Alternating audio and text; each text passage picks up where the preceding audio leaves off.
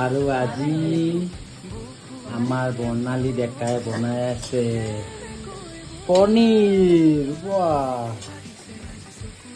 পনীৰ কিহেদি বনাই আছে? কাজু দি দিছে। তাৰপিছত ভাল হ'ব না? খাওঁতে হ'ব না? মোৰতো ভালে লাগিব। ভাল লাগিব ন? ইয়াৰ পুৰা এইটো বোলে তেতিয়া ভাজি লৈছে, ভাজিলে পেষ্ট বনাব হয় নাই?